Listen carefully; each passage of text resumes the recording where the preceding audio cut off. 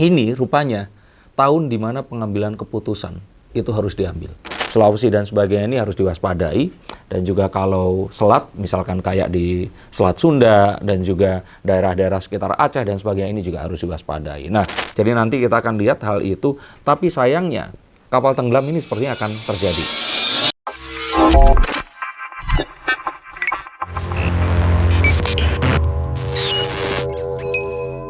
Halo Scienceers, kembali berjumpa bersama saya Denny Darko. Tidak ada yang namanya misteri, yang ada adalah tanda-tanda yang kita semua coba untuk mengerti. Ini kunjungan kesekian kali oleh tim dari Intense Investigasi, yang kali ini mereka itu tayang 5 kali, bukan dalam seminggu, 5 kali dalam sehari, setiap hari, tiap minggunya.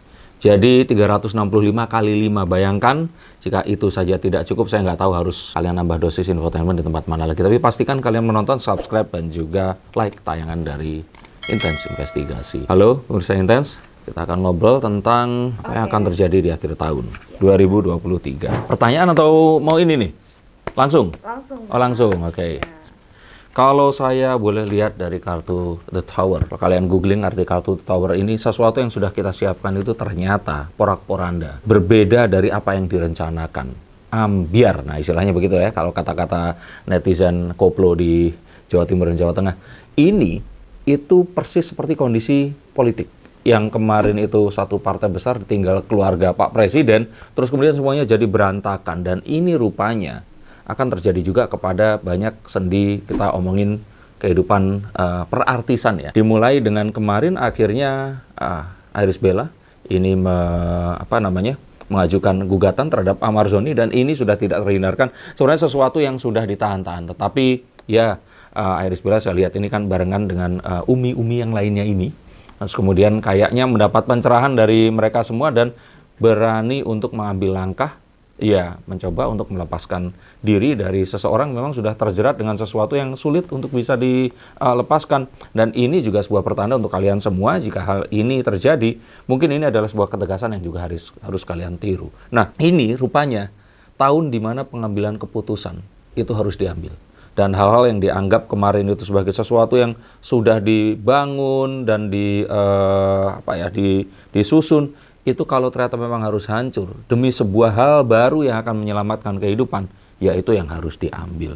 Jadi ini adalah tahun di mana, seperti saya katakan sebelumnya, ini tahun pembalasan dendam, tahun di mana segala sesuatu yang mungkin selama ini itu tidak terjawab di sini, tapi memang akhirnya menjadikan kerugian kepada banyak pihak yang mendapatkan akses atau sebuah impact dari ketegasan kita itu tadi. Nah, ini juga tahun di mana nantinya ada banyak orang-orang yang juga mungkin perceraian artis itu terjadi di sini. Keluarga-keluarga yang selama ini itu dianggap mereka ini mungkin baik-baik saja, harmonis, ternyata menyimpan banyak hal yang memang harus diambil keputusan sekarang juga. Tapi ini juga tahun di mana akhirnya orang-orang ini ditakutkan juga di saat bersamaan mengambil sebuah keputusan yang keliru. Terutama jika ternyata ketegasan tersebut tadi tidak didasarkan dari sesuatu yang memang mengalami sebuah assessment atau sebuah penilaian sebelumnya.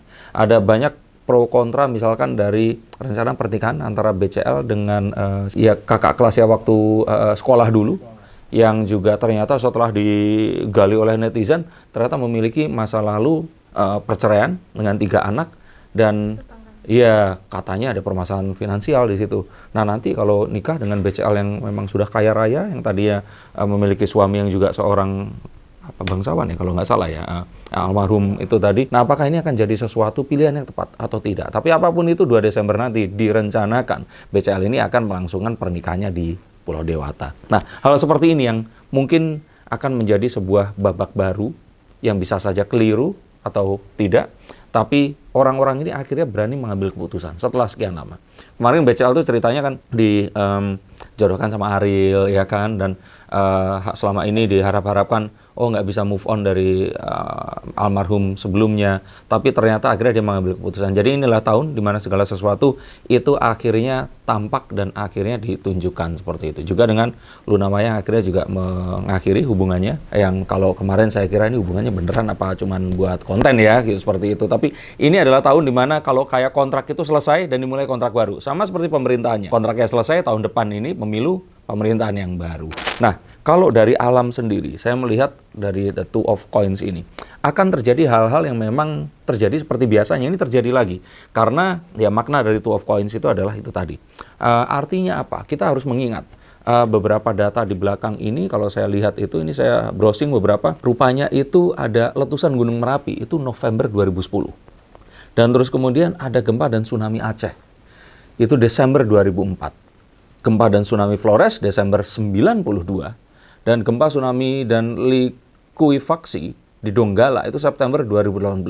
Ada juga gempa Cianjur itu November 2022. Jadi November-Desember ini harus diwaspadai dengan gempa yang mengakibatkan tsunami, juga hujan deras yang mengakibatkan banjir. Hal-hal seperti ini yang harus hati-hati saat nanti akan terjadi. Itu artinya untuk kalian semua, keluarga-keluarga yang mengunjungi tempat wisata di akhir tahun 2023 ini, diharapkan untuk tidak datang di siang dan sore hari. Kalau bisa pagi atau mungkin sore menjelang malam, itu kondisi ya cuacanya akan lebih baik. Dan kalau ternyata kondisi cuaca tidak kondusif, nggak apa-apa, dibatalin saja, mendingan terjadi hal-hal yang tidak diinginkan. Jadi hal seperti ini yang mungkin harus kita waspadai, gempa, tanah longsor, hujan deras terutama, dan hal-hal yang mungkin bersifat hidrometeorologi. Bencana yang berhubungan dengan air, ini yang harus hati-hati. Maka akan lebih baik liburannya ke gunung instead of ke pantai. Atau misalkan hindari ke tempat-tempat yang cuacanya itu cenderung lebih banyak berubah-ubah. Misalkan ya kalau seperti itu artinya mungkin ke daerah-daerah yang ada di ya pinggir pantai atau pinggir pulau, atau daerah yang kalau kita lihat itu kalau Bali ke timur itu kan anginnya kencang tuh di sana. Jadi Sulawesi dan sebagainya ini harus diwaspadai. Dan juga kalau selat, misalkan kayak di Selat Sunda dan juga daerah-daerah sekitar Aceh dan sebagainya, ini juga harus diwaspadai. Nah, perihal misalkan kecelakaan, ini juga berbanding lurus. Dan sering ini saya lihat bahwa ada sebuah kecelakaan pesawat yang nantinya akan berhasil untuk digagalkan. Jadi hampir, tapi terus ternyata nggak jadi seperti itu. Karena ya orang-orang ini yang berusaha untuk bahu-membahu agar ini tidak terjadi, dan juga hal yang kemampuan manusia ini menyelamatkan dari hal itu tadi. Jadi nanti kita akan lihat hal itu, tapi sayangnya kapal tenggelam ini sepertinya akan terjadi di penghujung tahun. Dan harapannya ini sama seperti kemarin ada kapal yang tenggelam tapi lebih banyak orang yang selamat, itu yang diharapkan di sini. Karena memang ombak yang tinggi dan juga orang-orang yang nggak sabaran berusaha untuk akhirnya pergi, tapi mereka ini akhirnya seperti tidak mengindahkan, kayak itu tadi muatannya berapa ton, itu akhirnya mereka menambahkan. Nah, itu yang berbahaya. Jadi saat orang-orang ini tidak sabaran, maka bencana ini sangat mungkin akan terjadi dan nyawa akan bisa melayang. Kira-kira gambarannya akan seperti itu.